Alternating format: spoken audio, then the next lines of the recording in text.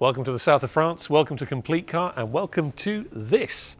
This is rather big, and appropriately, it's called the Bigster. It is Dacia's newest and biggest car.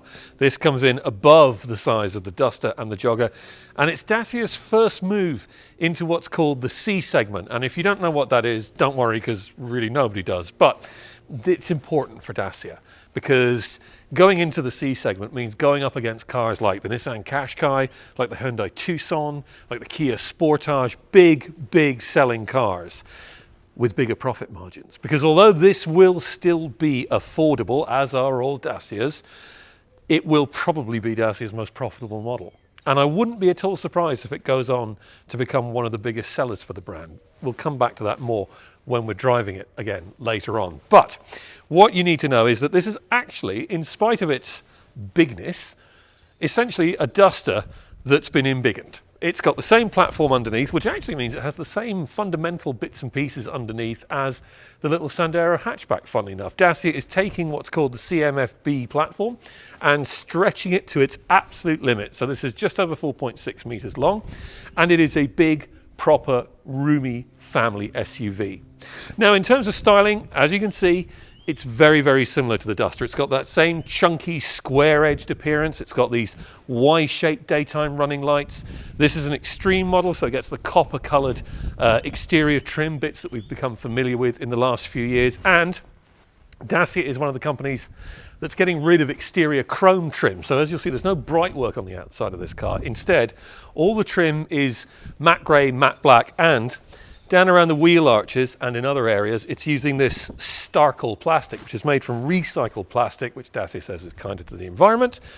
But more importantly for you and me, it's kinder to you if you happen to nudge up against the wall of a car park once in a while. This is quite a robust and chunky looking car. I think it's actually quite nice. I mean, I think the Duster looks quite nice too, so why wouldn't this look nice? Because it is fundamentally the same in terms of its looks. It's also very practical. As standard, you get these roof rails, which can swing out to 90 degrees and run across the roof, allowing you to more easily fit a roof rack. Under the bonnet, we've got a choice of engines. We've got some turbocharged 3-cylinder petrols, one of which can run optionally on LPG, all of which come with mild hybrid assistance. There's also a full hybrid, which is basically the same 140 horsepower, 1.6 litre hybrid petrol that you get in the Duster and in the Jogger. But here in the Bigster, it's got more power, appropriately for the size of the car. So it's up to 155 horsepower now. But similar levels of fuel economy. Dacia claims it's around 10% more efficient in terms of CO2 than an identical petrol engine would be. But the critical question is, what's the Bigster like inside, particularly when it comes to family use? Well, let's take a look. So around here at the back of the Bigster, optionally, you can have this with an electric boot lid for the first time ever in a Dacia product. This one doesn't have it, but that's okay. We quite like manual boot lids too. Now, when you're in the boot, you will see that there is really quite a lot of space. In fact, in the front-wheel drive mild hybrid version, this has up to 700 litres of luggage space up to the luggage cover. It is an absolutely enormous boot. Now, it's a bit smaller in this one because this is the hybrid version, and obviously you've got to leave room for the battery, but even so, 612 litres up to the luggage cover in this one. That is very impressive. The seats split fold 3 different ways, and you've got handles in the boot that allow you to flip them flat while you're back here loading things up. So it is an enormously practical car. So the interior of the Bigster is also a lot like the Duster. In fact, you'll find a lot of common components, including this digital instrument display, which comes in either 7-inch or 10-inch sizes, depending on the model you're buying, and this central 10.1-inch display, which incidentally is standard across the range. I think that's a first for Dacia too. A lot of the plastics are quite cheap, but as in the Duster, they've been given nice little textures. You see it here on the door, here on the dash, and that just lifts the look and feel of everything. It just raises the ambience. But more importantly, the bits you touch all the time, things like the steering wheel, things like the big toggle switch here for the gear shifter, those look and feel really nice. So the bits that you are constantly in contact with actually have a nice high quality feel, much higher quality than you might expect from a Dacia. Now, befitting a car called the Bigster, it's big on space. There's plenty of room up front. The seats are notably very good. Not something we've always been able to say about Dacias in the past, but these are very good. and there's noticeably more space than you get in the Duster, particularly for your feet. If you've got big feet like me, you'll find there's way more space down here around the pedals. It's a much more comfortable thing to drive. Now, there are different versions of this center console, sort of low, medium and high, you might want to call them, but they all come with decent storage. You've got a wireless phone charger here, that's an option. You've got cup holders here, and of course you've got storage under the armrest here. If you go for the biggest version, as you can see, I can almost fit my whole arm in there. That's not bad going at all. The touchscreen is quite simple. It's reasonably easy to use. It's made much easier by the fact that Dacia has kept proper physical controls for some functions, including the air conditioning and heating, and that is a big help. There's also a handy clamp here for your mobile phone, which is of course part of Dacia's U-clip system that allows you to clip on and clip off extra accessories dotted around the cabin. That is actually quite useful at times. So yeah, it's pretty good up here. The overall sense of quality is generally quite good, certainly higher than we've seen from Dacia in the past. It feels like an appropriate step up from the Duster, particularly as it will be a step up in price. We'll talk about that more later on. Yeah, it's actually a very pleasant cabin, a perfectly nice place to spend some time. But crucially, this being the Bigster, is it big in the back? Well, the first thing you can say about the back of the Bigster is that it's pretty big. I mean, that seat, if anything, is set slightly further back than I would normally have it. And look, plenty of knee room. I've also got plenty of headroom, in spite of the fact that this does come with the optional panoramic opening glass roof. So immediately there is so much more space than you get in a Duster. Crucially, particularly if you're carrying kids around, there's much bigger windows as well. And obviously the roof helps too, but there's much more of a sense of light here in the back of the Bigster's cabin, and that will make long journeys pass much more easily. As you can see, we also have some U-clip items back here, including a cup holder down here, and up here a tablet or mobile phone holder that attaches to the back of the headrest. There are also very handy seat pockets and quite useful door bins, bigger than you'd normally get in the back seats of most cars. I think what's crucial as well is that it's actually really comfortable back here. That again, Dacia seems to have gone to more effort with the seats in the Bigster, which I guess is a measure of the expectations of customers buying cars in this more expensive, more high pressure C segment. So the materials used, kind of a neoprene, almost wetsuit-like material here in this extreme version. Very nice, feels good. More importantly, the structure, the comfort of the seat is really good. It feels supportive. Again, big, tall passengers like me back here, they're going to be comfortable on a long journey, and that is a critical upgrade from the likes of the Duster, and even from the likes of the Jogger, which isn't as comfortable in the back as this is. Yeah, it's so far, the Bigster is proving to be pretty impressive. But what's it like when we take it out on the road? But I think what's really important about this car, and it's something that Dacia's boss, Denis Leveau, was talking about to us last night. He was saying that this car is more sophisticated, and it has things like, you know, an optional electric tailgate and this big panoramic glass roof and the electric seat adjustment for the driver's seat and things like that. Not because Dacia is, well, not in his words, my words, not because Dacia is getting notions, but because C-segment customers are that much more demanding. They know they want certain things. And what Dacia did was it went to the German market and it polled a group of 400 potential car buyers and said, right, what are your red lines? Well, you know, what can you do without? What can you not do without? What would put you off buying this car? What would not put you off buying this car? And they basically came up with a list of minimum requirements, and that's what they've gone for.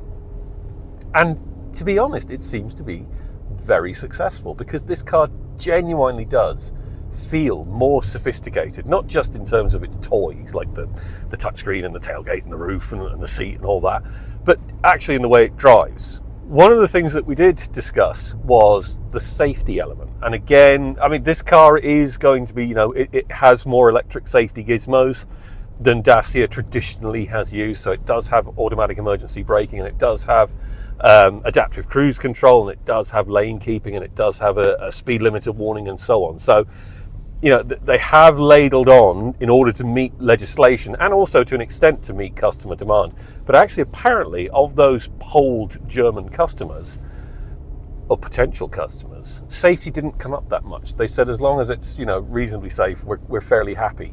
And as Laveau said, it's, you know, Dacia isn't chasing NCAP stars. What it's trying to do is make cars that are safe if you have a crash, but they're not going to go down the road of fitting all sorts of annoying nannying electronics. And indeed, the ones they do fit, there's just one button you can press here and it turns them all off. And to be honest with you, that's the best thing to do, because lane keeping and speed limit warnings are fallible at best. So, all of that being said, there is a level of sophistication that's going on here. It's a very smooth car to drive. Now, Dacia traditionally makes very lightweight cars. You can go and look at a Jogger. Don't forget that's a 7-seat car, and yet it's only, you know, it's not much over a ton, and it can be quite happily propelled by a 1-litre turbo engine. So that's the kind of thing that Dacia tends to do, and it prides itself on that. Obviously, the Bigster isn't quite as light because it's bigger and chunkier, but nonetheless, by the standards of its class, it's not too hefty. Although I do think you can feel where the suspension has been stiffened up a bit to cope with the extra weight of this hybrid system. Now, it's only a 1.2 kilowatt hour battery and a 50 horsepower electric motor that combines with the 1.6 petrol engine to give you that 155 horsepower figure. There's not a huge amount of torque in it, actually. It's only just over 200 newton meters combined, but it kind of does flow along quite nicely. This 4-speed automatic gearbox, which isn't actually 4 speeds, it's kind of technically infinite speeds because it's 4 physical gears and then the 2 electric motors, the big 50 horsepower one and then the 48 volt starter generator.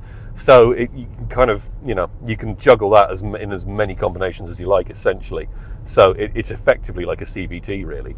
But it's an odd gearbox. It does strange things at strange times, and it does let the engine kind of moo and moan a bit at times.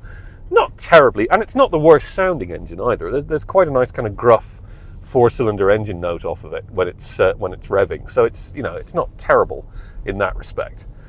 What it is, as far as we can tell anyway, is very economical. Yesterday we averaged over quite a long test route, very mixed conditions, 5.3 litres per 100 kilometres, which, you know, for a big chunky thing like this, that's not bad. Now, I do have to caveat that is on French roads. We were mostly on country roads, so generally speaking, we were dealing with a top speed limit of only 90 kilometres an hour. And, you know, La Gendarmerie tend to enforce these things fairly tightly, so we were being quite careful. So, you know, we do need to drive it at home. We need to bring it on more familiar roads, on Irish roads, particularly country roads with higher speed limits, to see what it's actually like in terms of fuel economy. But on this basis, very, very impressive.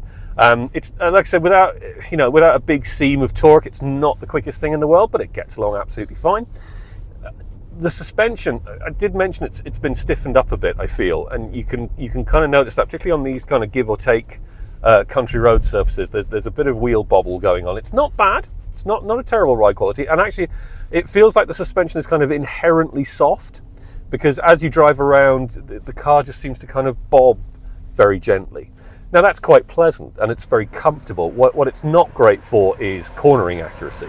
You do need to kind of, as you turn into a corner, you do need to give the car a moment or two to settle before you get the steering wheel going. But it's good.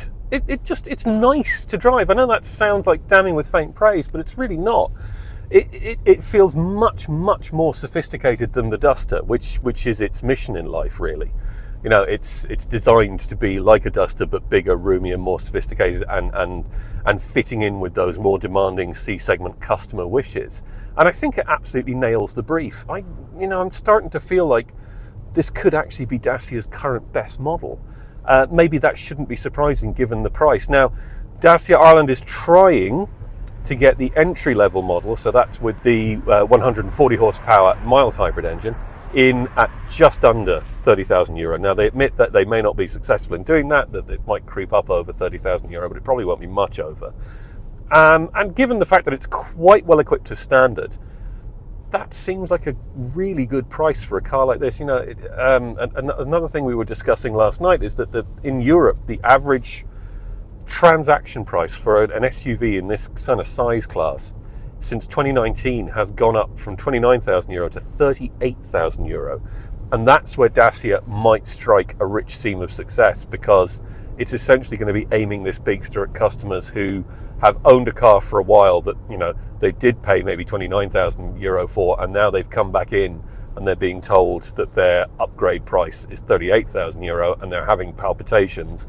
And then they kind of think, well, maybe look at a Dacia. Maybe that's good enough. Maybe that'll do for us. And yeah, I think it would actually. I think this is a really, really good car. It's big, comfy, roomy, nice to drive. I love cars where you can see the bonnet from the driver's seat. That's good. I reckon it'll be good off-road in the 4x4 version because there's 220 millimeters of ground clearance. Although at the moment you can only get the four-wheel drive one with a manual gearbox. That will change next year because there is a hybrid four-wheel drive version coming with electric-driven rear axle. So that will be your automatic 4x4 Bigster. Yeah, it just feels like a really well thought out, well sorted car. Feels like the kind of thing you'll buy now and you'll keep for donkey's years, just because it's so useful and so slots into your life just really, really nicely. And that's traditionally what Dacias do. It's a brand where people buy them and keep them for a very long time. You know, they're not the kind of customers who trade in a car every 2 to 3 years. And yeah, I think, you know, moving up to this bigger, more sophisticated, more demanding C segment with this Bigster, yeah, I think Dacia's absolutely nailed it. Well, we hope you've enjoyed this video review of the new Dacia Bigster. Don't forget to head over to CompleteCar.ie for the road test of the Bigster and indeed all the other Dacias on sale and indeed every car on sale in the Irish market right now. And please do, if you've enjoyed the video, like, subscribe and maybe even leave a comment. Thanks very much for watching. We'll see you again soon.